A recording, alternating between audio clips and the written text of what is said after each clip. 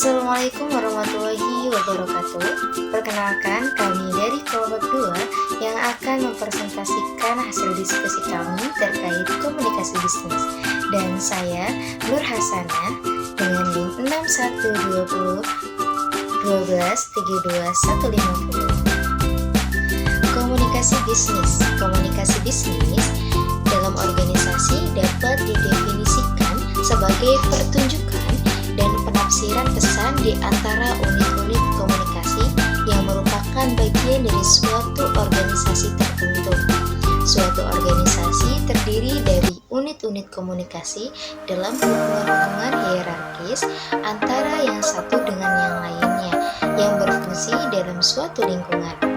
Komunikasi organisasi cenderung menekankan kegiatan, penanganan, dan pesan yang terkandung dalam suatu batas organisasional. Untuk melihat arah mendasar, definisi-definisi demikian. Dan komunikasi dalam organisasi sangat penting sekali teman-teman agar tidak terjadinya kesalahpahaman atau salah menyampaikan informasi antar anggota dalam suatu organisasi agar tercapainya kesepakatan tertentu. Biasanya, proses dalam organisasi meliputi atasan dan bawahan dengan menyampaikan yang terarah dari suatu atasan ke bawahan yang berorientasi berdasarkan organisasi. Assalamualaikum warahmatullahi wabarakatuh. Perkenalkan, nama saya Muhammad Zahir Izi yang akan memaparkan materi terkait dengan pola komunikasi bisnis. Jadi, meskipun semua organisasi itu harus melakukan komunikasi dengan berbagai pihak dalam mencapai tujuannya masing-masing, namun pendekatan yang dipakai oleh semua organisasi dengan organisasi lainnya itu dapat berbeda-beda. Namun secara umum pola komunikasi dibedakan menjadi dua bagian. Yang pertama ada komunikasi formal dan yang kedua ada komunikasi non formal. Apa itu komunikasi non formal? Jadi komunikasi non formal adalah dalam struktur fungsional maupun matriks akan tampak berbagai posisi atau kedudukan masing-masing sesuai dengan batas tanggung jawab atau wewenangnya. Dalam kaitannya dengan proses penyampaian informasi dari atas kepada bawahan, pola transformasinya dapat berbentuk komunikasi dari atas ke bawah atau sebaliknya dari bawah ke atas, atau biasa disebut dengan komunikasi horizontal dan komunikasi diagonal.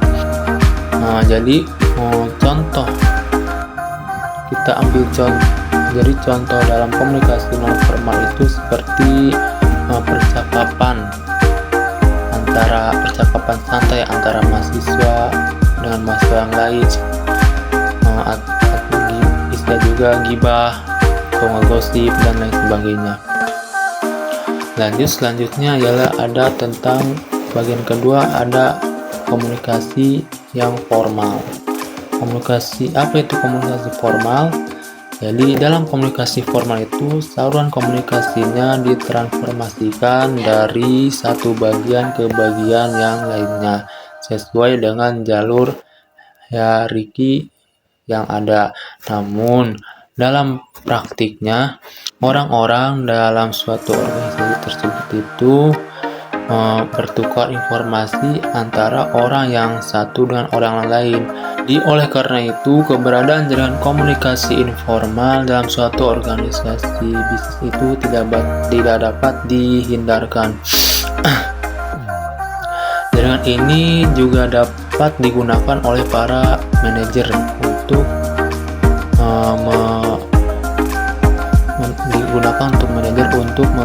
memonitor para karyawannya dalam melakukan tugas.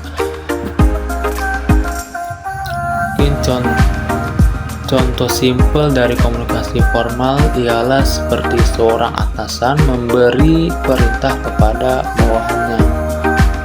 Mungkin cukup sekian dari saya. Assalamualaikum warahmatullahi wabarakatuh. Baik, terima kasih kepada moderator. Selanjutnya di sini saya akan menjelaskan tentang mengelola komunikasi bisnis. Ada dua hal yang harus dilakukan dalam mengelola komunikasi bisnis. Yang pertama adalah bagaimana menangani pesan-pesan yang bersifat secara rutin, dan yang kedua adalah bagaimana menangani krisis komunikasi. Untuk yang pertama, dalam menangani pesan-pesan secara rutin, pada umumnya jika dalam organisasi yang besar, volume pesan-pesan tertulis itu biasanya lebih banyak daripada organisasi yang skalanya lebih kecil. Nah, tetapi semua perusahaan biasanya memberikan perhatiannya pada bagaimana memaksimalkan manfaat atau benefit dari kegiatan komunikasi dengan biaya atau cost tertentu. Maka dalam hal ini, para atasan atau manajer perlu memperhatikan beberapa hal, di antaranya ada yang pertama, mengurangi jumlah pesan. Dalam hal ini, seorang manajer suatu organisasi bisnis perlu menentukan skala prioritas pesan. Mengapa hal ini penting untuk dilakukan? Karena misalnya untuk membuat satu halaman surat diperlukan waktu dan sumber-sumber. Misalnya ada uang, ada waktu, ada tenaga. Nah, organisasi perlu menghitung berapa rata-rata yang diperlukan untuk mencatat, mengetik, mengedit, dan mengirimkan surat, serta berapa lama sebuah surat bisnis dapat diselesaikan. Karena namun jika sebuah surat hanya akan menambah beban informasi pesan, maka alternatif lain yang lebih sederhana bisa dilakukan dengan misalnya ada lewat telepon, atau bisa dengan langsung bertemu atau bertatap muka langsung gitu. Nah, selanjutnya ada instruksi yang jelas.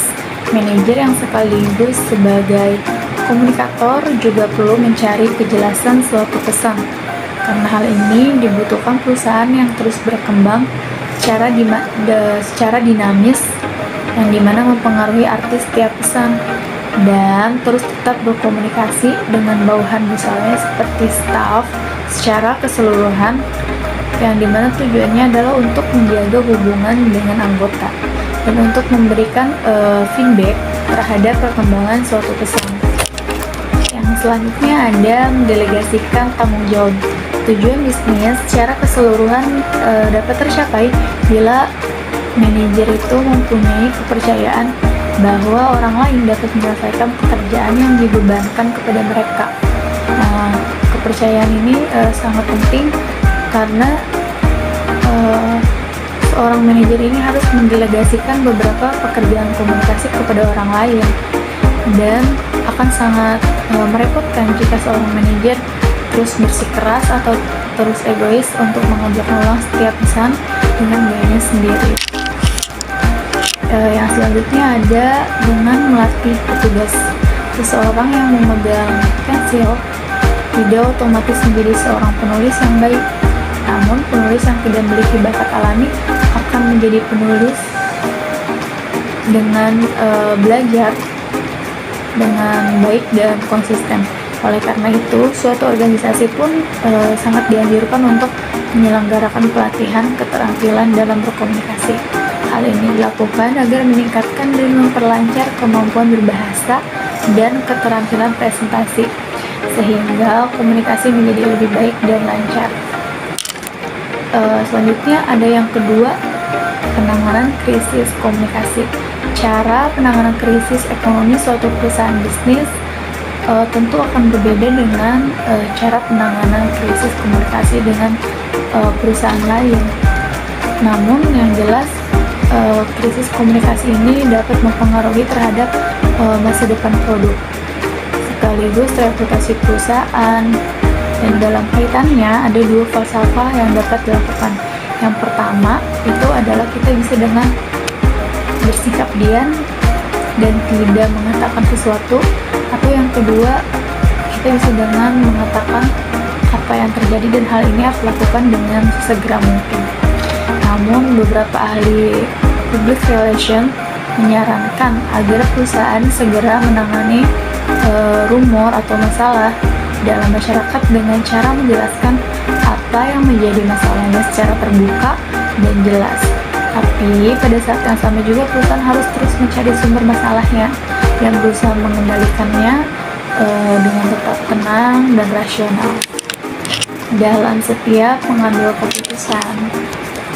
Baik, mungkin itu saja yang dapat. Di sini saya akan melanjutkan yaitu masalah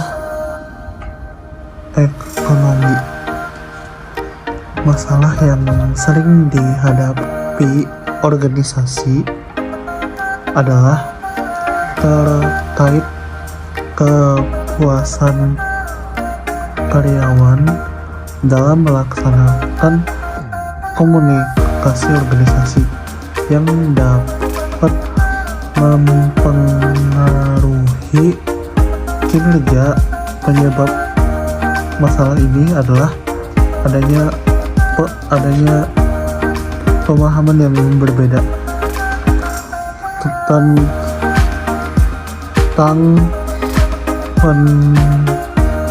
pentingnya komunikasi kepemimpinan bisnis dalam penggunaan media yang digunakan dalam komunikasi untuk berbagai tingkat jabatan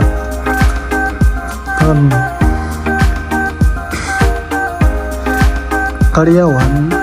Untuk mengatasi permasalahan komunikasi dan kinerja karyawan di sini dibutuhkan hubungan human relation yang dapat diterapkan oleh pimpinan dalam organisasi. Di sini selanjutnya ada contoh masalah komunikasi dalam bisnis. Di sini ada 4.